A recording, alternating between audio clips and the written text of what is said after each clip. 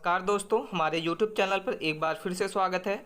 आज हम साथियों मध्य प्रदेश शिक्षक भर्ती संबंधी एक महत्वपूर्ण इंपॉर्टेंट क्वेश्चन वीडियो लेके आपके सामने आया हूं। जैसा कि आप देखते हैं कि middle school teacher eligibility test 2018 के 25 फरवरी 2019 के फर्स्ट शिफ्ट के क्वेश्चनों को हम साथियों इसमें हम सॉल्व करेंगे। साथियों में इसमें बात करेंगे मैथ के सभी क्वेश्चन के बारे में, एक एक करके सभी प्रश्नों को सॉल्व करने वाला हूं। इसके पहले आपने 24 फरवरी के दोनों शिफ्ट के पेपर आपने सॉल्व करा चुका हूं साथियों, आपके वीडियो पे अपलोड है चैनल पे, तो आप इसको प्लेलिस्ट के माध्यम से जाकर देख सकते हैं। एमपी टेट वर्ग 2 के नाम से प्लेलिस्ट बनी हुई है, यह हमारे डिस्क्रिप्शन में इसकी लिंक दी है, वहाँ से आप प्लेलिस्ट को देख सकते हैं। और साथियों स्टार्ट करते हैं, हम अब एक एक करके सभी प्रश्नों को सॉल्व करते हैं। तो मैथ का सबसे फर्स्ट क्वेश्चन आपके सामने। साथियों अगर आप वीडियो को पहली बार हैं तो वीडियो को लाइक कीजिए, चैनल पे आप अभी तक सब्सक्राइब नहीं किया है तो प्लीज़ चैनल को सब्सक्राइब कर लें। तो स्टार्ट करते हैं मैथ के फर्स्ट क्वेश्चन की ओर। साथियों फर्स्ट क्वेश्चन हमारे सामने मैथ का दिया हुआ है कि 3C ब्रैकेट में लिखा हुआ है a+b और इसे आपसे पूछा है कि एक डैश है। आपको इसमें चारों ऑप्शन है कि बीजगणित समीकरण है, बी नंबर एक पदीय बहुपद है, सी नंबर द्विपदीय और तीसरा नंबर फोर्थ नंबर है त्रिपदीय बहुपद। तो आप 3C को क्या करेंगे, इन दोनों से मल्टीप्लाई करेंगे तो 3CA हो जाएगा और प्लस 3CB हो जाएगा। ठीक है, तो साथियों ये जो आपके सामने दोनों दिया हुआ है यह आपका एक क्या है, द्विपदीय बहुपद है। आपके सामने ये जो लिया हुआ है थर्ड नंबर इसका सही उत्तर होगा, द्विपदीय बहुपद है ये साथियों, इसमें क्योंकि दो पद हैं। और इसके बाद साथियों यहाँ पे लिखा हुआ है कि बीजगणितीय समीकरण क्या होते हैं। तो आपको हम बता दें कि बीजगणितीय समीकरण ऐसे होते हैं कि जिसमें साथियों इस तरीके से आपके समीकरण दिखता है ax² + bx + c। तो जिसमें साथियों बीजगणित में x की स्क्वायर जो कंपलसरी है होना, और एक पदीय बहुपद ऐसे बहुपद होते हैं जैसे 6 लिखा हुआ है, 4x² लिखा हुआ है, 5y² लिखा हुआ है, ये सारे आपके एक पदीय और त्रिपदीय बहुपद ऐसे होते हैं जो आपके सामने ऐसा एक समीकरण मान लीजिए लिखा हुआ है 4x² + x³ - 3। तो ये आपका त्रिपदीय बहुपद है। और इसके बाद साथियों द्विपदीय बहुपद जो होते हैं वो दो पद होते हैं जिसमें उसको बोलते हैं द्विपदीय बहुपद। तो इसका सही उत्तर होगा साथियों द्विपदीय बहुपद। अगले सवाल पे हम चलते हैं। अगला सवाल है साथियों हमारे सामने कि सेकंड नंबर क्वेश्चन है कि यदि एक्स से एक बिंदु P के लंबवत जो है दूरी 8 इकाई है और लंब के पद जो है वह एक्स अक्ष के ऋणात्मक दिशा पर स्थित है। तो आपको बताना है कि तो बिंदु जो है वो P है। इसके लिए आपको बताना है कि एक एक्स एक्सिस और बी एक्सिस इस तरीके से, ये वाला साथियों जो होता है वो आपका एक्स एक्सिस होता है और ये वाला वाई एक्सिस होता है। ठीक है, इसके पश्चात आपको क्या करना है, इसमें बोला है कि एक्स एक्सिस में एक बिंदु P है। तो यहाँ पे एक बिंदु है साथियों यहाँ पे, और इस तरीके से ये क्या है, मान लीजिए हम यहाँ पे P मान लेते हैं और इसकी जो दूरी है साथियों वो 8 सेंटीमीटर है। यहाँ पे आपसे बताया है कि 8 मीटर है। इसके पश्चात बोला है कि इसके जो साथियों आपको बताना है कि ऋणात्मक दिशा में इसकी कोटि क्या होगी। तो हम आपको बता दें साथियों, इसमें हम आपको दो चीज़ को डिफरेंस को पहले बताते हैं कि कोटि क्या होती है और भुजा क्या होती है। ठीक है, तो मान लीजिए कि आपके सामने इस तरीके से एक्स और वाई दिया हुआ है, जिसमें से ये मान लीजिए कि दो आपके सामने एक्स और वाई का 3 और t है। तो साथियों जो एक्स एक्सिस में एक्सिस होता है उसको हम क्या बोलते हैं, उसको भुजा बोलते हैं। ठीक है, और जो वाई एक्सिस में होता है, जो वाई एक्सिस में होता है साथियों उसे क्या बोला जाता है, उसे कोटि बोला जाता है। ठीक है, उसे क्या बोलते हैं, कोटि। तो आपको समझ आया कि इसमें से क्या होता है कि जब आपके सामने x और y एक्सिस में दिया होता है, जैसे मान लीजिए कि x और y है और x की वैल्यू 2 है और इसकी वैल्यू 3 है, तो जो x का मान है साथियों इसको हम भुज बोलेंगे और y में जो आपके सामने यहाँ पे है ये आपका कोटि है। ठीक है, तो आपको इसमें बताना है कि ये जो y बिंदु P है वो क्या है। तो हम आपको बता दें साथियों कि ये x एक्सिस पर है, तो ये जो आपका सही उत्तर होगा ये कोटि होगा। ठीक है, इसका सही उत्तर होगा कोटि। अगले सवाल पे हम चलते हैं। ठीक है, अगले सवाल पे हम मूव करते हैं और थर्ड नंबर क्वेश्चन हमारे सामने साथियों कि यदि एक लंब शंकु का वक्र पृष्ठ जो है वो 12,320 वर्ग सेंटीमीटर है और इसकी आधार त्रिज्या जो है वो 56 सेंटीमीटर है, तो इसकी ऊंचाई क्या होगी। हम आपको बता दें कि इसकी सही ऊंचाई क्या होगी साथियों। ठीक है, तो इसमें फार्मूला बेस पे है। तो आपको बताना है कि इसमें सबसे पहले आप क्या कर लेंगे कि एक मान लीजिए कि हमने यहाँ पे एक डायग्राम बना लेते हैं, एक शंकु। ठीक है, एक शंकु हमने बना लिया और इसके पश्चात आपको क्या करना है कि इसमें एक तिर्यक रेखा जिसको हम इसको H मान लेते हैं, इसको L है और नीचे वाला जो आपका है वो R है। ठीक है, इसके पश्चात क्या करना है कि आप पृष्ठीय क्षेत्रफल जो होता है, पृष्ठीय क्षेत्रफल का जो फार्मूला होता है वो पाई आर और एल होता है, और आपके सामने क्षेत्रफल कितना दिया हुआ है 1300, सॉरी आपके सामने दिया हुआ है 12,320, ठीक है। इसके पश्चात आप क्या करेंगे कि पाई का जो मान होता है वो कितना होता है 22/7 होता है। इसको पाई का मान आप रख देंगे यहाँ पे 22/7 होता है। और इसके बाद आर जो साथियों आपको दिया हुआ त्रिज्या वो 56 है, इसके पश्चात 56, और इसके बाद एल आपको निकालना है तिर्यक, और इसके पश्चात ये जो है आपका 12,320, ठीक है। तो इसके बाद हम इसको आगे बढ़ते हैं, जब आप इसको सॉल्व करेंगे, ठीक है, तो हम इसके आगे सॉल्व करते हैं। तो यहाँ से अब क्या करेंगे, एल 300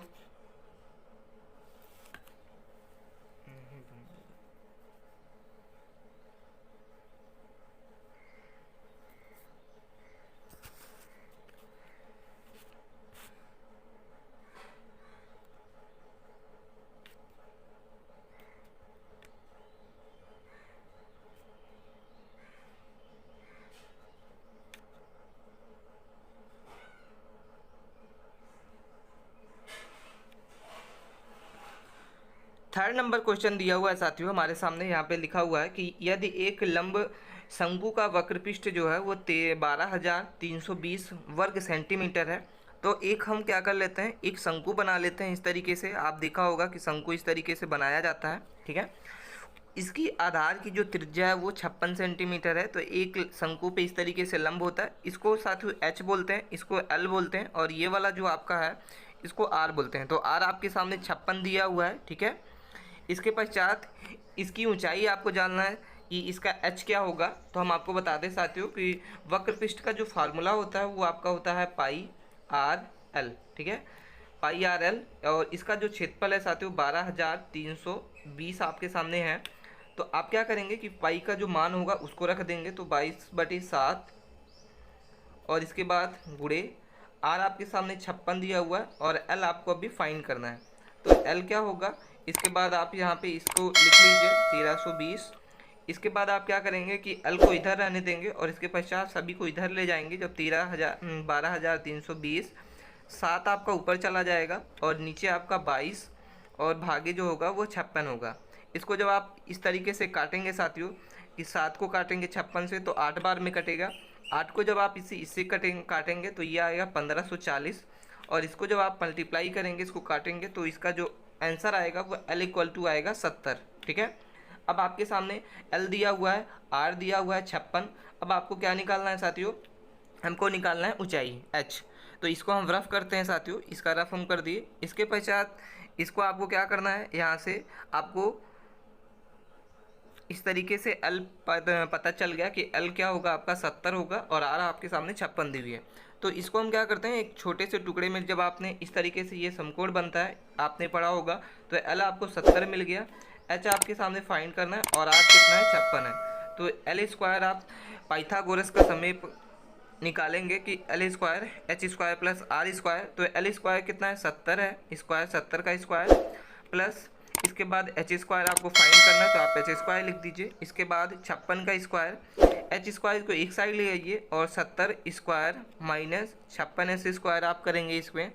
तो इसके पश्चात आपको क्या करना है कि जब इन दोनों को घटाएंगे आप, तो H² आएगा, और इसके बाद 1764 आएगा, और ये स्क्वायर को जब आप इधर ले आएंगे तो रूट में चला जाएगा। तो H का जो मान होगा वो साथियों 42 आ जाएगा, जो आपका सही उत्तर होगा, ठीक है। तो इसका करेक्ट आंसर होगा साथियों जो तिर्यक इसकी जो वक्रपृष्ठ की ऊंचाई है त्रिज्या r है, और इसकी जो ऊंचाई होगी वो 42 सेंटीमीटर होगी, ठीक है। तो वीडियो आपको अच्छी लग रही है साथियों तो वीडियो को लाइक कीजिए। मिलते हैं हम अपने अगले वीडियो पे। हमारे फोर्थ नंबर क्वेश्चन आपके सामने दिख रहा होगा कि प्राकृतिक संख्या जो है एक का पूर्ववर्ती संख्या क्या है। हम आपको बता दें साथियों कि इसमें दो होते हैं, एक होती है पूर्ववर्ती और एक होती है परिवर्ती, ठीक है। पूर्ववर्ती का मतलब होता है कि एक संख्या से पहले, और परवर्ती का मतलब एक पहले। जैसे मान लीजिए हम एग्जाम्पल के लिए लेते हैं कोई नंबर 10, ठीक है। पूर्ववर्ती का मतलब होता है 10 से पहले कोई संख्या हो गई 9, और परवर्ती का मतलब होता है साथियों, इसमें दो होते हैं क्वेश्चन, पूर्ववर्ती और अपवर्ती। तो ये जो आपके सामने पूर्ववर्ती है, और परवर्ती का मतलब उस नंबर से अगले वाली नेक्स्ट संख्या। तो आपसे यहाँ से पूछा कि प्राकृतिक संख्या एक की पूर्ववर्ती संख्या। तो प्राकृतिक संख्या किसको बोला जाता है साथियों, जो हमेशा कहाँ से स्टार्ट हो, 1 से। तो 1 से जो पूर्ववर्ती संख्या होगी वो कोई नहीं होगी, 0 होती है। तो इसका जो सही उत्तर होगा कोई पूर्ववर्ती संख्या नहीं होगी, ठीक है। और अगर आपसे इसे परवर्ती संख्या पूछता तो इसका जो सही उत्तर होगा वो 2 होता, ठीक है। आपको वीडियो अच्छी लग रही है तो वीडियो को लाइक कीजिए। हम चलते हैं अपने 5वें नंबर क्वेश्चन पे। 5वां नंबर क्वेश्चन है कि निम्नलिखित में से कौन सा विद्वानों के मूल्यांकन का एक उद्देश्य नहीं है। तो इसका जो सही उत्तर होगा मनोवृत्ति, इसका सही उत्तर होगा साथियों। ये आपके सॉल्व करने वाला क्वेश्चन नहीं है, इसका सही उत्तर होगा मनोवृत्ति, इसको आपको पढ़ना ही पड़ेगा। अगले सवाल पे चलते हैं। 6वां नंबर क्वेश्चन है कि एक सम, आपके सामने यहाँ पे क्वेश्चन दिया हुआ है कि आपके सामने साथियों कि एक सम पंचभुज का परिणाम जो है वो 45 है, ठीक है। और इसकी एक भुजा की लंबाई क्या होगी। तो पंचभुज आपने देखा होगा, पंचभुज, तो इसमें 5 भुजाएं बराबर होती हैं साथियों। तो हम इसमें मान लेते हैं कि इसकी 5 मान जो होगी वो 5 पे होगी और इक्वल टू 45। जब आप एक फाइंड करेंगे एक भुजा को तो 45/5 आप करेंगे तो 5 से इसको काटोगे तो एक ही भुजा जो होगी वो 9 आएगी। तो इसका जो सही उत्तर होगा साथियों 9 होगा, इसका करेक्ट आंसर होगा, ठीक है। आपका सही उत्तर 9 सेंटीमीटर। अगले सवाल पे चलते हैं। अगला सवाल है साथियों हमारे सामने यहाँ पे 7वां नंबर क्वेश्चन है कि इस तरीके से P इक्वल टू दिया हुआ है, यदि लिखा हुआ है P बराबर -2, Q equal to minus plus equal to 3 है और Z बराबर ये, तो इसका मान याद करना है। तो साथियों इसमें कुछ भी नहीं करना है, आपको सिंपल से P का मान यहाँ पे फाइंड कर देना है, Q का मान जो फाइंड कर देना और Z पे जो कर देना है। इसके बाद आपको सिंपल कैलकुलेशन कर देना और इसका सही उत्तर जो आपके सामने दिख रहा है, इसका कैलकुलेशन के बाद इसका सही उत्तर आएगा -1/5, ठीक है। अगले सवाल पे चलते हैं। ये भी आपका सिंपल क्वेश्चन है। यहाँ पे आपके 3 समीकरण दिए हुए हैं। 3 समीकरण को आपको क्या करेंगे, इन तीनों को आप क्या करेंगे, तीनों को सॉल्व करेंगे। सॉल्व कैसे करना है साथियों, तो इसके लिए सिंपल है कि पहले आप इसको क्या करिए, एलसीएम ले लीजिए। तो यहाँ से इसका एलसीएम ये होगा साथियों माइनस, इस तरीके से सभी को बड़ा सा ले लीजिए। इसके बाद इन दोनों को यहाँ पे आएगा, इसके बाद ये छोड़ के ये दोनों आएगा ये, और इसके बाद एक्सिस कट जाएगा। इसको बाद घटा देंगे आप 7 को 5 से, ये तीनों घट जाएगा 12, 6 और 8 में। तो इसका सही उत्तर जो होगा वो सारा कट जाएगा साथियों और इसमें लास्ट में आंसर बचेगा 0। इसमें साथियों हम इसमें करके इसलिए नहीं दिखा रहे हैं क्योंकि ये लंबा क्वेश्चन है, इसको आप रफ पेपर पे ही करेंगे। अगर आप चाहते हैं कि इसका डिटेल हम आपको बताएं तो नेक्स्ट वीडियो में हम इसको कवर करके बता देंगे। आप कमेंट करके ज़रूर बताइए, ठीक है, ब्लैक बोर्ड पर। चलते हैं अपने 9th नंबर क्वेश्चन पे। यहाँ पे साथियों 9th नंबर क्वेश्चन आपके सामने है कि एक आयत है साथियों PQR, ठीक है। एक हम आयत बना लेते हैं इस तरीके से। हमारे सामने एक आयत दिया हुआ है जिसमें आपको लिखा हुआ है कि ये आपका क्या है PQR और ये क्या है आपका S है, ठीक है। इसमें 2 विकर्ण है साथियों, इस तरीके से विकर्ण है। इसके बाद बोला है कि एक दूसरे को O पर क्या करते हैं, ये प्रतिच्छेदित करते हैं। और इसके बाद बोला है साथियों कि PO और Q जो है वो 130 डिग्री है। मतलब ये वाला जो आपके सामने दिख रहा है वो कितना है आपका 130। तो इसके जो सामने वाली जो भुजा होती है साथियों आयत की, ये वाला, तो ये भी आपका क्या होगा 130 होगा। हम आपको बता दें कि इसका जो ये भी होगा, ये भी आपका 130 होगा। तो ये भी 130 और ये भी 130। तो इसके बाद इन दोनों के सामने जो भुजा, इसके सामने जो कोण बनेंगे साथियों 130 ये हो गया, और इसके सामने जो कोण बनेंगे तो 130 हो गया, और 180 में कितना होगा 50। तो ये दोनों कोण मिलके कितने बनेंगे 50 बनेंगे, ठीक है। तो ये दोनों क्या होते हैं साथियों, एक दूसरे के आधे होते हैं। तो ये जो आपका साथियों होगा वो 25 होगा और ये भी आपका 25 होगा, ये वाला कोण, ठीक है। ये वाला आपका कोण क्या होगा 25 और ये वाला भी कोण आपका 25 होगा, और ये वाला साथियों जो होगा ये आपका होगा 130, क्योंकि ये वाला 30 आपने क्या किया 130 ये भी होगा, तो ये इसके बराबर होंगे।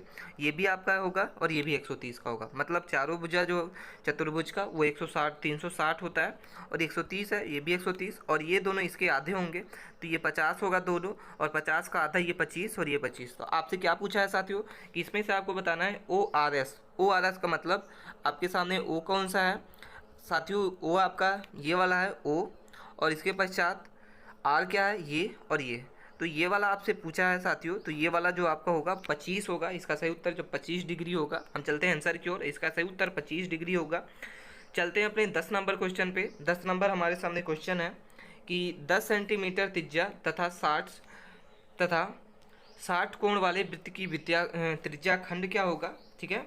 तो यहाँ से आपको बताना है कि त्रिज्याखंड क्या होगा साथियों। तो इसका जो सही उत्तर होगा हम आपको बता दें कि इसका जो त्रिज्याखंड का क्षेत्रफल होता है, इसका फार्मूला सिंपल है कि इसमें से आपको क्या कर देना है कि एक पहले आपको क्या करना है कि एक त्रिभुज बनाना है इस तरीके से, और इसमें इस तरीके से आपके सामने ये बता रहा है कि इसका जो ये वाला आपसे कवर करने के पूछ रहा है। इसका जो 60 डिग्री है। और त्रिज्या खंड के लिए एक सिंपल फार्मूला आपको हम बता दें साथियों कि इसका पूरे वृत्तखंड का अगर आपसे त्रिज्या खंड का क्षेत्रफल मांगता है तो इसका जो फार्मूला होता है वो 60 होता है, theta equal to pi r square और बटे 360, ठीक है, भागे 60 होता है। ठीक है, तो हम चलते हैं इसके आंसर की ओर कि कैसे इसका सॉल्व करेंगे। तो इसका जो साथियों पूरे वर्ग क्षेत्र का होता है वो 360 होता है और इसका वृत्त का क्षेत्रफल जो होता है वो पाई आर स्क्वायर होता है। ठीक है, और 1 डिग्री का अगर हम निकालना चाहते हैं तो ये आपके सामने पाई आर स्क्वायर बटे 360 होगा। ठीक है, और अगर हम साथियों 60 डिग्री का निकालना चाहें तो यहाँ से हम इसको लिखेंगे 60 degree equal to pi r square बटी 360 और इसके बाद गुणा कर देंगे 60 से। तो इसके बाद आप क्या करेंगे, इसको आप रफ में लिखते जाइए। हम इसमें पास स्पेस नहीं है तो हम इसको रफ कर देते हैं साथियों। तो इसके बाद जब आप इसको वैल्यू को मान को लिखेंगे तो पाई का आप मान लिख देंगे 22/7 होगा। इसके पश्चात आपके सामने आर लिखा हुआ है तो आर को आप 10 सेंटीमीटर लिख दीजिए, 10 का स्क्वायर बटे 360 और भागे 60। तो आप 60 को इससे का भाग देंगे तो ये आपका 6 बार में कटेगा। इसके पश्चात जब आप इसको भाग देंगे तो इसके बाद इसको आप कट कर दीजिए, इसको आप करेंगे तो इसके बाद जब आप इसको मल्टीप्लाई करेंगे तो आपका जो गुणा करके आंसर आएगा वो 1121 आएगा।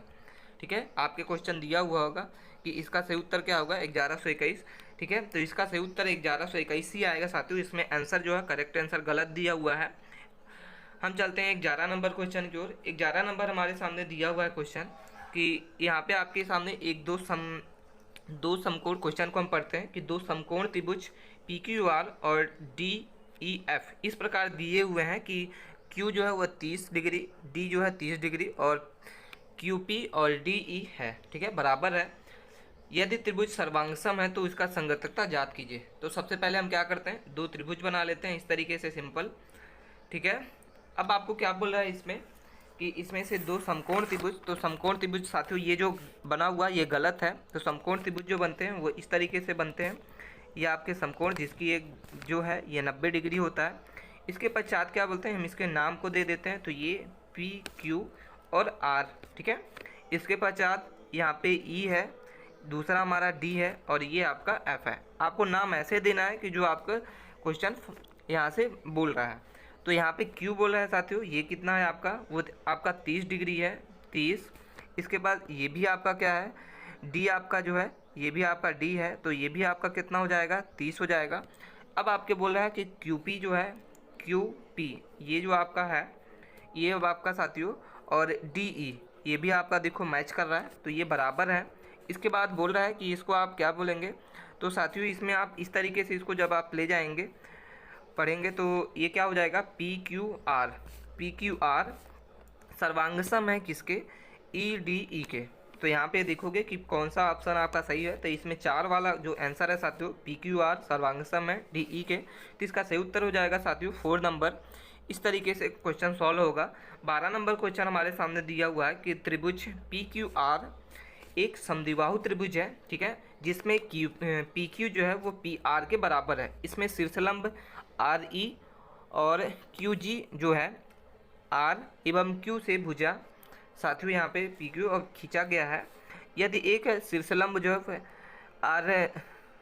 RF जो है वो 3 सेंटीमीटर है और आधार जो है QR 5 सेंटीमीटर। तो आपको क्या फाइंड करना है, यहाँ से आपको साथियों फाइंड करना है आपको GR, ठीक है। तो इस तरीके से आप कैसे करेंगे, तो पहले हम आपको इसको बता दें कि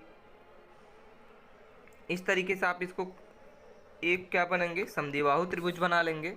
समद्विबाहु त्रिभुज का मतलब होता है कि जिसकी दो भुजाएं बराबर होती हैं।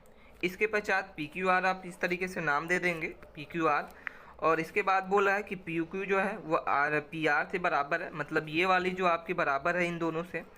शीर्ष जो है वह RF पर एक लंब है यहाँ से, और QG एक क्या है, R पर लंब है साथियों, यहाँ पे हमने कर दिया। और Q से जो PQ है और PR तक खींचा गया है, मतलब ये और ये खींचा गया है। और RF जो है साथियों ये आपका 3 सेंटीमीटर है और QR जो है ये वाला आपका 5 सेंटीमीटर है। तो आपको इसको बताना है। तो आपके सामने ये पाइथागोरस का एक क्या लग गया यहाँ पे, कि ये वाला आपका 3 है, ये आपका 4 है। तो ये वाली जो आपकी भुजा होगी साथियों, आपसे पूछा है कि जी आर का मतलब ये जी है और ये आर, तो ये आपका 5 होगा साथियों। तो इसका सही उत्तर जो होगा साथियों, ये सही उत्तर 4 होगा। ठीक है, चलते हैं अपने नेक्स्ट सवाल की ओर। नेक्स्ट सवाल पे हम चलते हैं और 13 नंबर क्वेश्चन हमारे सामने दिया हुआ है कि त्रिभुज ABC की एक जो है मध्यिका AD है। तो हम एक बना लेते हैं साथियों त्रिभुज, इस तरीके से बड़ा सा ABC है, हम इसको नाम भी दे देते हैं, A है, ये B है और ये C है। ठीक है,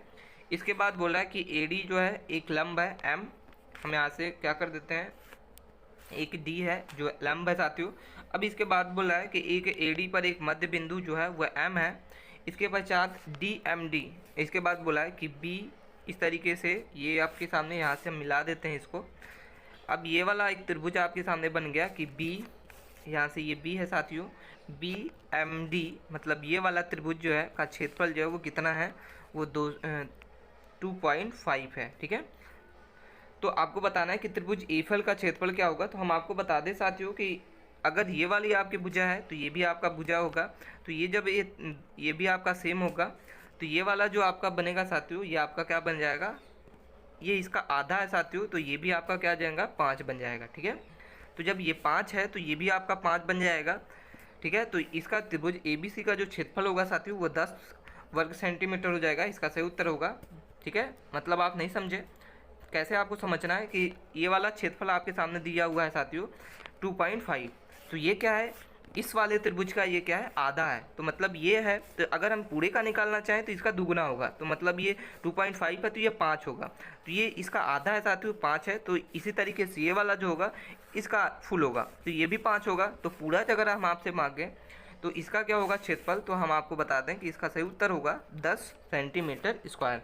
अगले सवाल पे चलते हैं। 14 नंबर क्वेश्चन है कि अनु की माँ जो है, अनु की आयु जो है उसकी माँ की आयु का 1/3 है। यदि अनु की आयु जो है वो 12 वर्ष है तो माँ की आयु क्या होगी। सिंपल क्वेश्चन है, आपको कैसे करना है, तो मान लीजिए ये अनु है साथियों और उसकी बोल रहा है कि माँ जो है उसकी 1/3 की है। ठीक है, तो अनु की आयु जो 12 है तो माँ की आयु कितनी होगी, तो आप क्या करेंगे, m को इधर ही रखने देंगे और 3 को इधर करेंगे मल्टीप्लाई, तो 12 3 36, इसका सही उत्तर होगा। ठीक है, तो माँ की आयु जो होगी वो 36 वर्ष होगी। अगले सवाल पे चलते हैं। अगला सवाल साथियों हमारे सामने 15 नंबर क्वेश्चन है। यहाँ पे आपके सामने दिख रहा है 15 नंबर क्वेश्चन कि दो ट्रेन T1 और T2 जो है लंबाई 620 और 480 मीटर है। मालगाड़ी जो है T2 की लंबाई जो है T1, ठीक है, और इसकी गति जो है वो 20 सेंटीमीटर है और T3 के द्वारा प्लेटफॉर्म के पोस्ट करने की बार की जो सही इसका समय होगा साथियों, ये 1 वर्ग 1 मिनट 50 सेकंड होगा। ठीक है, ये साथियों क्वेश्चन आपका लॉन्ग है तो हम इसको आंसर आपको बता देते हैं। इसका अगर आपको फुल डिटेल चाहिए तो हम आपको बता दें कि इसकी डिस्क्रिप्शन में इसकी लिंक दी हुई है, वहाँ से आप देख सकते हैं। अगले सवाल पे चलते हैं। 16 नंबर क्वेश्चन भी आपका लॉन्ग है। इसमें आपको क्या करना है, एक्स और वाई का मान फाइंड करना है, तो ये भी आपको रफ पेपर पे आप क्वेश्चन को लिख लीजिए। इसके पश्चात कुछ भी नहीं करना है, इन दोनों तीनों को आपको क्या करना है, आपस में सॉल्व कर देना है समीकरण। ठीक है, यहाँ पे एक समीकरण ये आप मान लीजिए, दूसरा समीकरण ये है, तीसरा ये है, तो आप इसको क्या करेंगे, इक्वल टू बराबर के पहले और इधर प्लस को तीनों को प्लस कर देंगे। इसके पश्चात जब आप सॉल्व कर लेंगे तो इसका बीजीय व्यंजक है, तो एक्स और वाई का फाइंड हो जाएगा मान। चलते हैं अपने 17 नंबर क्वेश्चन पे।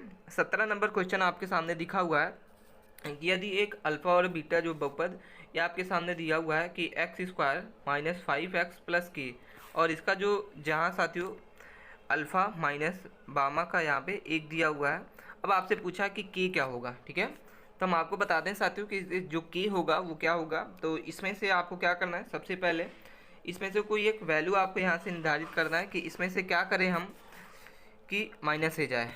ठीक है, तो इस पर हम चलते हैं यहाँ पे। तो इसके लिए आपको क्या करेंगे कि इसको हम सबसे पहले सॉल्व करेंगे साथियों। सॉल्व कैसे करना है, तो x² हो जाएगा माइनस, यहाँ से हम क्या करते हैं -3x - 2x + 6 और इक्वल टू 0 करते हैं। ठीक है, ये 0 है। इसके पश्चात आप क्या करेंगे, x को कॉमा लेंगे तो x - 3 होगा।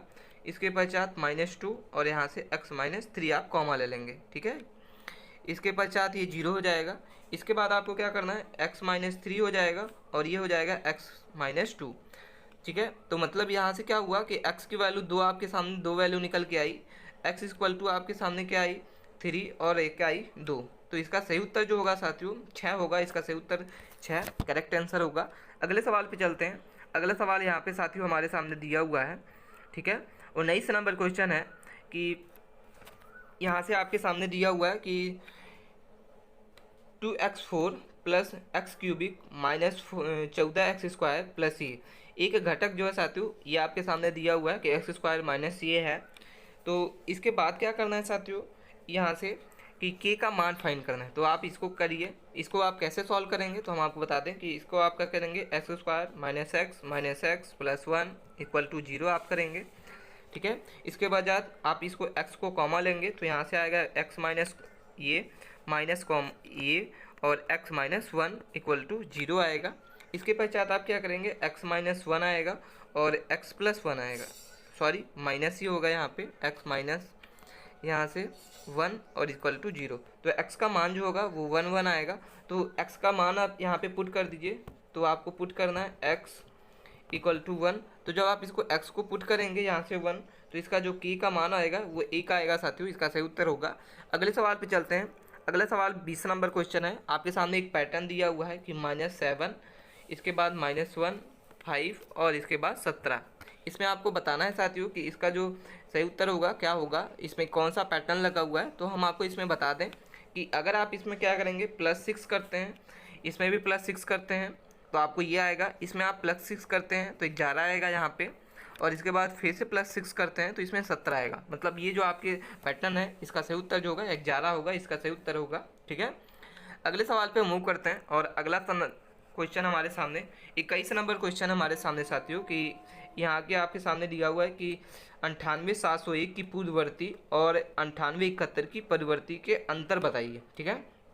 तो इसका जो होगा साथियों पूर्ववर्ती जो होगा वो क्या होगा 98,700, ठीक है।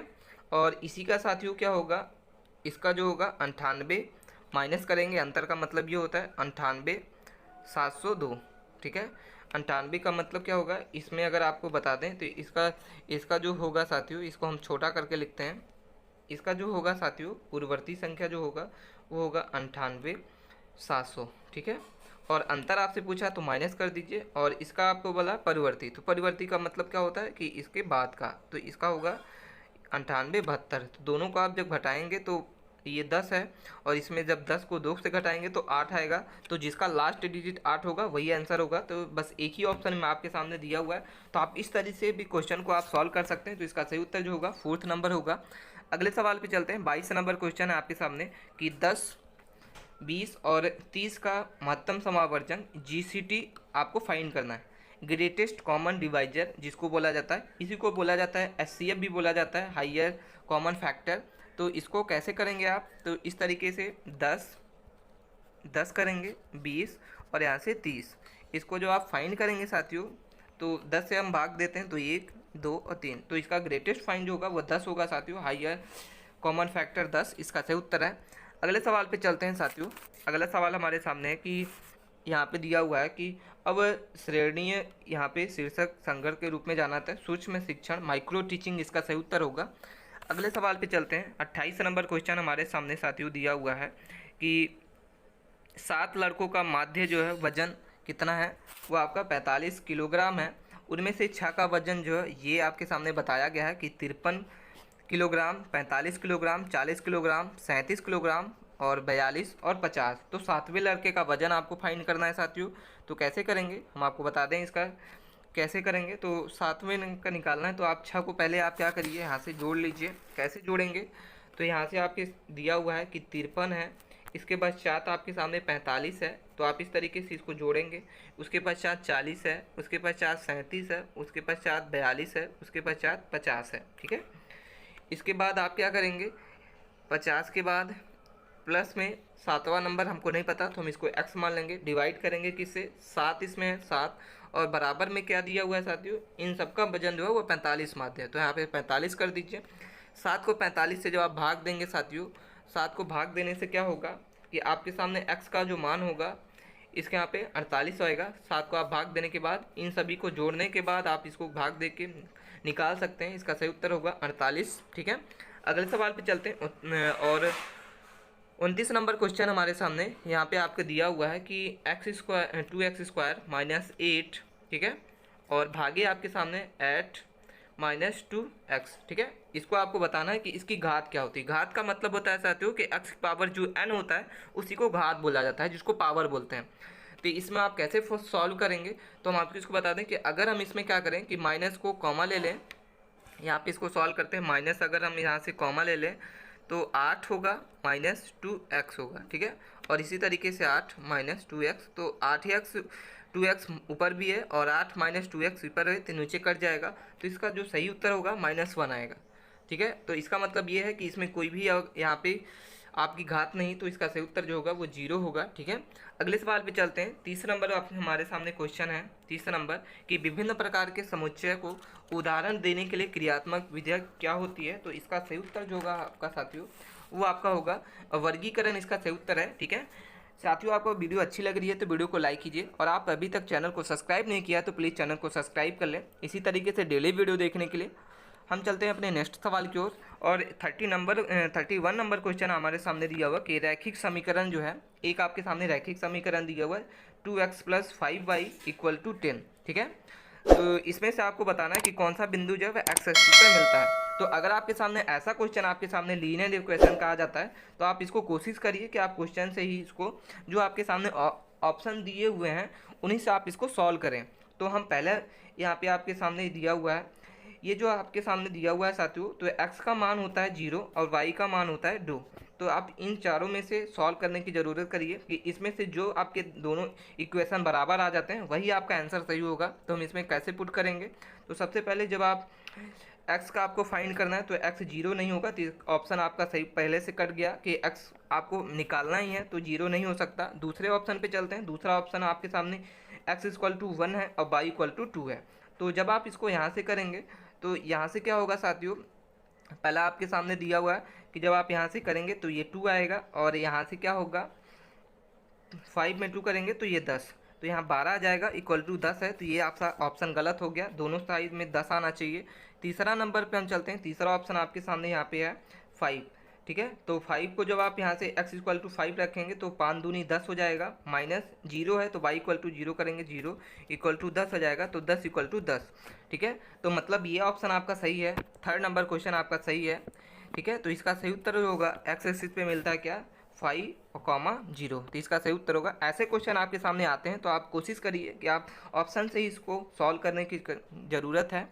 तो इसका सही उत्तर जो होगा सी नंबर होगा। अगले सवाल पे चलते हैं।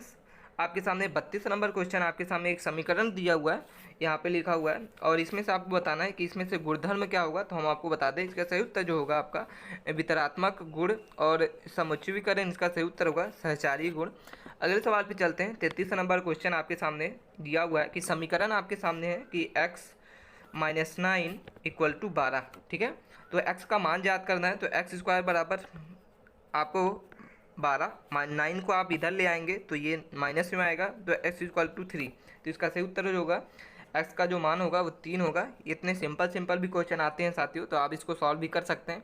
चलते हैं अपने 34 नंबर क्वेश्चन की ओर। 34 नंबर क्वेश्चन है कि साइमन के पास जो है 210 मीटर लंबी और 210 मीटर लंबी और 165 मीटर चौड़ी जो है एक आयताकार तालाब है। वह 10 रुपये प्रति वर्ग मीटर की दर से रस्सी के 2 घेरों को बाढ़ को लगाना चाहता है। तो बाढ़ लगाने की लागत क्या होगी। तो सिंपल क्वेश्चन है, आपके सामने क्या करें, एक आयत है साथियों। इसके बाद बोला है कि इसकी जो आपके सामने लंबाई है वो कितनी है 210 है, तो ये भी आपका 210 होगा। इसके बाद ये जो आपके सामने 165 है, तो आयत की ये भी आपका 165 होगा, ठीक है। अब इसके सामने क्या बोल रहा है, इसका परिणाम क्या होगा। तो इन चारों का आपको पहले परिणाम निकाल लेना। तो परिणाम को कैसे निकालेंगे, तो हम आपको बता दें कि इन चारों को जो आप जोड़ेंगे आपस में कैसे जोड़ेंगे, तो 210 प्लस आप करेंगे 165 आप करेंगे, फिर आप 210 करेंगे, फिर आप 165 करेंगे, ठीक है। और इसको कितने घेरे में लगाना है 2, तो आप इन दोनों को किससे गुणा कर देंगे 2 से गुणा कर देंगे, ठीक है। तो जब आप इसको दोनों से गुणा करेंगे साथियों, तो दोबारा हमको दोबारा बाण लगाना है, तो 2 से गुणा करने पर तो इसका सही उत्तर जो होगा वो जब आप इसको प्लस करेंगे 4 बार तो इसका जो होगा वो 1500 आएगा। ठीक है, आप करके देख लेना, 1500 ही आएगा। अब आपसे बोल रहा है कि 1 मीटर की जो लंबाई वो 10 है। ठीक है, तो हमको कितना लगाना है, एक की जो है 1 मीटर की कीमत जो हुआ 10 है, एक की कीमत जो हुआ 10 है, तो मुझे कितना लगाना है, 2 घेरे। तो इसको जब हम 10 से मल्टीप्लाई करेंगे तो हमारे सामने जो आ जाएगा वो 15,000 आ जाएगा। तो सही उत्तर हमारे सामने 15,000 रुपये लगेगा। इसका सही उत्तर जो होगा 15,000। ठीक है, अगले सवाल पे चलते हैं।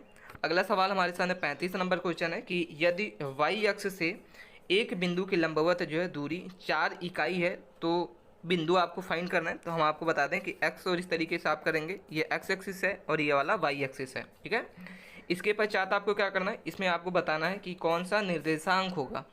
तो इधर आपका जो साथियों होगा 4, ये पॉजिटिव में होगा और इधर जो आपका होगा वो माइनस में होगा। ठीक है, तो इसमें से आपको क्या पूछा है कि इसमें से आपको पूछा हुआ है कि वाई एक्सिस के एक बिंदु लंबवत 4 है तो इसकी बिंदु क्या होगी। तो इसका जो सही उत्तर होगा ये 4 नंबर होगा। एक्स निर्देशांक पर ये चाहे पॉजिटिव होगा या माइनस में होगा, तो इसका सही उत्तर होगा 4 नंबर। ये प्लस में भी होगा माइनस में भी होगा। ठीक है, अगले सवाल पे चलते हैं। 36 नंबर क्वेश्चन हमारे सामने दिया हुआ है कि यहाँ पे साथियों एक 3 समीकरण है, यदि प्रत्येक -3 और ये और ये 3 आपके सामने रैखिक समीकरण है और आपसे पूछा है कि आप क्या करिए कि x और y के हल को समीकरण। तो अगर आपको ऐसा क्वेश्चन आते हैं तो आप, हमने बोला आपको पहले ही कि इसको आप पुट करिए।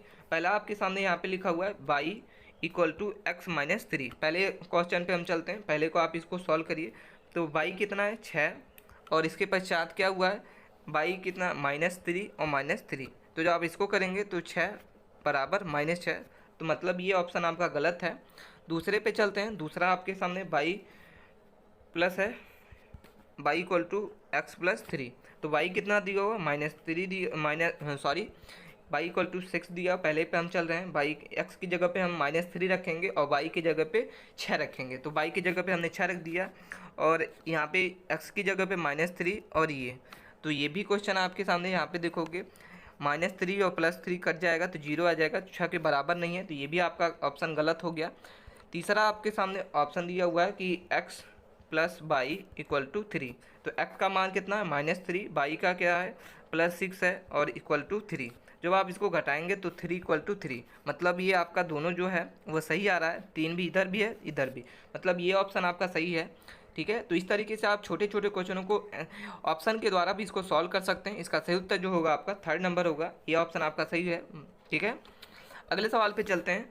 हमारे सामने साथियों, हमारे सामने जो है वह 37 नंबर क्वेश्चन दिया हुआ है और इसमें से क्या दिया हुआ है कि एक त्रिभुज का क्षेत्रफल ज्ञात करना है जिसका शीर्ष जो है वो आपके सामने है। तो इसका सिंपल आपको हम फार्मूला बताते हैं, सिंपल फार्मूले से आप इसको सॉल्व कर सकते हैं। कैसे, आपके सामने एक त्रिभुज है साथियों, इसका जो इस तरीके से अगर आपके सामने ऑप्शन दिए हुए हैं, ऐसे आपके सामने भुजा दी हुई है कि Px इस तरीके से निर्देशांक है, तो इसको आप त्रिभुज को कैसे करेंगे, तो इसका आप हमेशा फार्मूला याद रखिए क्योंकि आप फार्मूला से बहुत क्वेश्चन सॉल्व होते हैं। तो इसका फार्मूला होगा 1/2। इसके बाद आप क्या करेंगे x1 यहाँ पे आप, इसके बाद y2 - y3 होगा, ये 3 है साथियों। इसके पश्चात प्लस x² होगा। इसके पश्चात यहाँ पे आप क्या करेंगे y3 - y1। ठीक है, इसके पश्चात प्लस करेंगे आप यहाँ से x³ और यहाँ पे आप करेंगे y1 - y3। तो इस तरीके से ये होगा। अब आपको क्या करना है, ये आपके सामने x1 है, ये y1 है, ये x2 है, ये y2 है, ये x3 है, ये y3 है। ठीक है, अब आपको जहाँ जहाँ पे आपसे बोला है तो आप इसको सिंपल से रख दीजिए और इसका सॉल्व करेंगे जब आप इसका आंसर, तो इसका सही उत्तर आएगा 3, इसका सही उत्तर है। ठीक है, आप इसको करके देखिए, जरूर आंसर आएगा। ठीक है, चलते हैं अपने नेक्स्ट सवाल की ओर। और 38 नंबर क्वेश्चन हमारे सामने दिया हुआ है यहाँ पे कि एक निम्नलिखित में से कौन सी बिंदु रेखा जो है वो 2x = 5x - 2 है। ठीक है, तो इसमें से हम क्वेश्चन ऐसा आता है तो आप इसको पुट करके भी देख सकते हैं। तो हम चलते हैं पहला आंसर की ओर, पुट करते हैं सबसे पहले ये वाले। तो x के जगह पे आपको 0 रखना है और y की जगह पे -1 रखना है। तो यहाँ से जब रखेंगे y की मान को -1 तो ये आएगा। इसके पश्चात आप क्या करेंगे, यहाँ पे 5 × 0 - 2, तो -2 = -2 आएगा क्योंकि ये 0 हो जाएगा यहाँ से -2। तो ये इसका सही उत्तर जो होगा वह का साथियों इस तरीके से।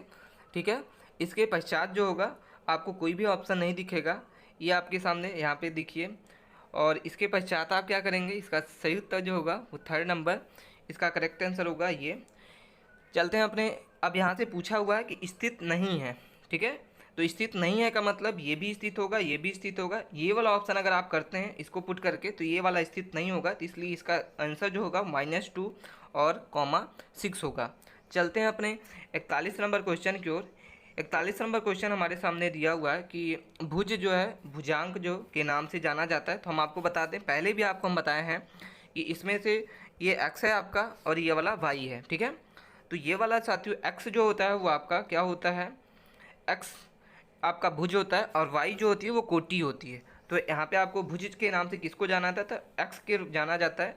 आपके सामने x है और y है, तो x को साथियों हम क्या बोलेंगे, x को हम बोलेंगे ये आपका भुज है, ये भुज है, और y जो है आपका वो कोटि है, ठीक है। आपको हमेशा ध्यान रखना है कि x जो होगा वो भुज कहलाता है और y जो होता है वो कोटि कहलाता है। चलते हैं अपने 43 नंबर क्वेश्चन की ओर। 43 नंबर आपके सामने, यहाँ पे 42 नंबर है, ये आपके सिंपल है, ये सॉल्व करने वाला क्वेश्चन नहीं है, तो आप इसको कर भी सकते हैं।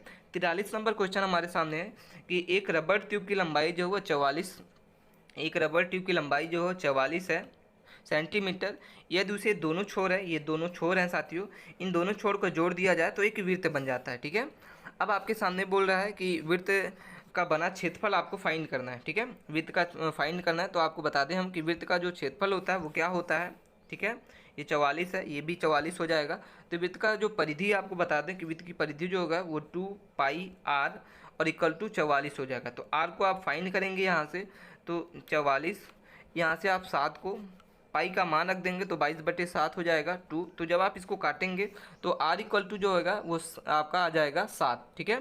तो r क्या आएगा, 7 आएगा। यहाँ से हम आपको बता दें कि जब आप इसको करेंगे तो r 7 आएगा। और वृत्त का जो क्षेत्रफल होता है साथियों, वृत्त का क्षेत्रफल जो होता है वो πr²। तो पाई का मान कितना है, 22/7 है, और r जो है वो 7/7, क्योंकि हमने अभी निकाला। 7 को 7 से काटेंगे, 22 को 7 से गुणा करेंगे तो 154 आएगा, इसका सही उत्तर होगा, ठीक है। अगले सवाल पे चलते हैं। अगला सवाल है साथियों हमारे सामने, अगले सवाल पे मूव करते हैं। 44 नंबर क्वेश्चन है कि 2 अंकीय संख्या के अंकों का योग जो है वो 5 है। यदि संख्या में से 9 घटा दिया जाए तो उसमें कोई भी स्थान परिवर्तित नहीं करता है, ठीक है। मान लीजिए कि यहाँ पे एक x है और दूसरा y है। अब इसमें बोला है कि इसमें क्या है, x + y जो है इसमें योग जो 5 है, और इसमें अगर 9 घटा दिया जाए तो उसमें स्थान परिवर्तित कर लेते हैं। तो मतलब ऐसा अगर आपके सामने स्थान परिवर्तित करने का आ जाता है तो आप इसको मान लीजिए कि 10x और +y, इसमें -9 घटा दिया जाए तो बोला है कि इसका जो नया वैल्यू होगा 10 ये आ जाता है, ठीक है। अब आपको इसको सॉल्व करना है सिंपल से। कैसे सॉल्व करेंगे, तो यहाँ से जब आप इसको करेंगे साथियों तो ये आ जाएगा 9x और ये आ जाएगा 9y और = आ जाएगा 9। कैसे आएगा, इसको y से y जब इसको आप घटाएंगे तो ये 9y आएगा, और जब आप इसको 9x से इसको घटाएंगे तो ये आ जाएगा आपका 9x, ठीक है। और ये 9 आ जाएगा, इसको आप कॉमा कर लेंगे, 9 को आप कॉमा ले लेंगे, तो इसका जो आंसर आएगा साथियों, इसके बाद हमारा समीकरण जो बनेगा हम आपको उसको बताते हैं कि इसका समीकरण आएगा x - y, हमारे सामने ये है जो आपका =1 बनेगा, ये आपके सामने। और दूसरा आपके सामने दिया हुआ था ये, ठीक है, दूसरा समीकरण हमने पहले ही बनाया था। इन दोनों को सॉल्व करेंगे तो 2x = 6 आएगा और x का मान जो होगा वो 3 आएगा, ठीक है। x का मान 3 आएगा। और इसी तरीके से जब आप x के मान को जब आप किसी में दोनों समीकरण में रख देंगे तो y का जो मान होगा वो 2 आएगा। तो यहाँ से आपसे पूछा था साथियों कि संख्या की इकाई मान क्या होगा। तो संख्या हमारे पास कौन कौन सी थी, एक x था, दूसरा y था। तो x हमारे सामने ये हो गया 3 और y ये, तो इकाई का मान क्या है 2। तो इसका सही उत्तर क्या होगा 2, इसका सही उत्तर जो होगा 2 होगा। अगले सवाल पे चलते हैं। अगला सवाल हमारे सामने साथियों में 45 नंबर क्वेश्चन कि यदि एक वृत्त की परिधि तथा क्षेत्रफल संख्यात्मक रूप से समान है तो वृत्त की त्रिज्या क्या होगी। तो वृत्त की परिधि जो होती है वह साथियों 2πr होती है, और वृत्त का क्षेत्रफल जो होता है वो πr² होता है, ठीक है। तो जो आप पाई को पाई से काट देंगे, r से एक r कट जाएगा तो 2 = r आएगा। तो इसका सही उत्तर जो होगा साथियों हम आपको बताते हैं कि r = 2 आएगा, ठीक है, इसका सही उत्तर होगा। अगले सवाल पे चलते हैं। अगला सवाल है हमारे साथियों 46 नंबर कि गणित के अनभिज्ञान के कोई भी नहीं प्रवेश कर सकता। इसका सही उत्तर होगा प्लेटो, इसका करेक्ट आंसर होगा। चलते हैं हम अपने 48 नंबर क्वेश्चन की ओर। 48 नंबर है कि विषम चुने, इसमें से आपको विषम संख्या चुनना है कि इसमें से विषम क्या है। तो ये जो साथियों 1, 2 और 4 नंबर है ये आपका सिंबल है, लेकिन ये 0 जो है साथियों विषम संख्या है, तो इसका सही उत्तर होगा 0। अगले सवाल पे चलते हैं। आपके सामने यहाँ पे अगला सवाल है साथियों, हमारे सामने दिया हुआ है। यहाँ से क्वेश्चन नंबर 49 है, कैलकुलेशन है कि अंकगणित का सामान्यीकरण क्या होता है, तो बीजगणित इसका सही उत्तर है। ठीक है, अगले सवाल पे चलते हैं। ये भी आपका सिंपल है, इसका भी आप कर सकते हैं, ये आपके लॉजिक लगाने का है, आप इसको सॉल्व कर पढ़िए और इसका करते हैं। हम चलते हैं लिटरेचर क्वेश्चन की ओर, जो आपको सॉल्व करने वाला क्वेश्चन है। तो आगे हम इसको जब स्क्रॉल करेंगे तो हमारे सामने यहाँ पे एक क्वेश्चन आएगा इस तरीके से। ये आपका 54 नंबर क्वेश्चन है। अगर आप इसको सॉल्व करते हैं तो P इक्वल टू ये दिया हुआ है, Q इक्वल टू ये, और V P की कोटि याद करना है। ठीक है, तो इसका सही उत्तर जो होगा 9 होगा साथियों। कैसे होगा, इस तरीके से आप कर लेंगे। ये आपका एक्सेस होता है, V होता है। हम आपको कोटि और भुज के पहले भी क्वेश्चन करा चुके हैं, तो आप इसको जरूर करिए। चलते हैं अपने इसके बाद 56 नंबर क्वेश्चन की ओर। 56 नंबर क्वेश्चन है साथियों कि यहाँ से आपके दिया हुआ है कि 3 मीटर 6 सेंटीमीटर बराबर क्या होता है। तो 1 मीटर बराबर कितना होता है साथियों, 100 सेंटीमीटर। तो 3 मीटर बराबर कितना होगा, 300 मीटर। तो इसमें बोला कि 6 सेंटीमीटर अगर हम और जोड़ देते हैं तो इसका सही उत्तर होगा 306 सेंटीमीटर, इसका सही उत्तर होगा। ठीक है, चलते हैं अपने हम नेक्स्ट सवाल पे। नेक्स्ट क्वेश्चन हमारे सामने साथियों 57 नंबर क्वेश्चन है यहाँ से कि एक आदमी अपनी धनराशि का 1/3 हार जाता है। ठीक है, मतलब उसकी ये 1/3, 1 का 3 भाग, तो इसका एग्जैक्ट वैल्यू क्या होगा साथियों, 2/3। मतलब वो 2/3 अभी क्या है, हार जाता है। फिर वह 10 जीतता है, तो वह 10 जीत जाता है। तो इसका समीकरण पे हम इसमें चलते हैं साथियों, समीकरण इसको बनाते हैं। तो कोई मान लीजिए कि उसका x है, उसकी धनराशि x है। उसके बाद उसको हम क्या करते हैं कि उसकी जो मल्टीप्लाई करेंगे, ये आपका बचता है 2/3, यहाँ से 2/3, और उसमें कितना आप जोड़ पाता है, वो 10 जीत जाता है। इसके बाद बोला है कि इसका पूरे का क्या करता है, वो उसके बाद जीतता है और उसका 1/3 भाग हार जाता है। तो इसका जब आप फिर से इसको मल्टीप्लाई करेंगे तो 2/3, और कितना जीता है, प्लस 20 जीता है। तो वो संख्या क्या है, उसका x है। तो इसको जब आप सॉल्व करेंगे साथियों, इसको हम थोड़ा सा इसको आप लिख लीजिए, इसके आगे हम सॉल्व करते हैं। तो इसके आगे जब हम सॉल्व करेंगे तो इसको आप जब करेंगे साथियों तो ये आ जाएगा 2x प्लस 30 आ जाएगा और 3। ठीक है, ये 3 है साथियों। इसके बाद मल्टीप्लाई करेंगे आप 2 ये, और इसके बाद 20। जब आप इसको क्वेश्चन को समीकरण को सॉल्व करेंगे तो ये 4x आएगा प्लस 60 आएगा साथियों, और ये 9 आएगा जब आप इसको दोनों को करेंगे, और प्लस 20 आएगा। ठीक है, ये 20 हो जाएगा। 20 यहाँ पे पहले आप इसको सॉल्व नहीं कर सकते, क्योंकि ये बोर्ड मास का रूल होता है कि पहले आपको गुणा करना पड़ेगा। इसके पश्चात आपको क्या करना है कि 4x करेंगे, तो यहाँ से आपका अगला स्टेप जो होगा 4x प्लस ही आएगा और 180 आएगा साथियों, और इसके पश्चात 9 आएगा, और हमारी संख्या जो है वह x है। इसको जब आप सॉल्व करेंगे 9 को इधर ले जाएंगे, तो इसका जो सही उत्तर होगा साथियों, हम इसको आगे चलते हैं। इसके आगे जब चलने के बाद आप क्या करेंगे, तो यहाँ से 4x आएगा प्लस 240 आएगा, और इसके बाद क्या होगा, यहाँ से ये 240। ठीक है, तो 4x बराबर ये करेंगे तो x स्क्वायर क्या होगा, 240 को जब आप इसको घटाएंगे इसको, तो इसका जो सही उत्तर होगा साथियों, इसका सही उत्तर होगा x स्क्वायर 48 का सही उत्तर है। ठीक है, अगले सवाल पे चलते हैं। इसके बाद साथियों हमारे सामने लास्ट क्वेश्चन है 59 नंबर क्वेश्चन हमारे सामने कि एक समषष्टभुज है कि जिसकी भुजा जो साथियों 12 सेंटीमीटर का क्षेत्रफल। तो हमारे सामने क्या है, हम इसको थोड़ा सा समषष्टभुज को बना लेते हैं। तो इस तरीके से आप इसको क्या करेंगे, इस तरीके से समषष्टभुज है, इसमें आप देखोगे 8 भुजाएं। इसके बाद हर एक की इसकी क्या है, 1 भुजाएं हैं, 1 है, 3, 4, 5, 6। इसके बाद बोला है कि इन सभी को क्या किया गया है, विकर्णों से मिला दिया गया है। तो इसका विकर्ण है साथियों। ठीक है, तो इसके क्या किया है कि जब आप इसको बीच में विकर्णों से मिला देंगे तो इसमें क्या होगा कि सभी का जो होगा वो 6 समबाहु त्रिभुज बन जाएंगे, 6 समबाहु त्रिभुज बन जाएंगे। तो इसका जो सही उत्तर, इसका जो क्षेत्रफल होगा साथियों, इसका हम आपको बता दें क्षेत्रफल क्या होगा। तो इसका फार्मूला होता है √3/4 इक्वल टू a स्क्वायर। जब आप इसको 6 से कर देंगे तो यहाँ से 6।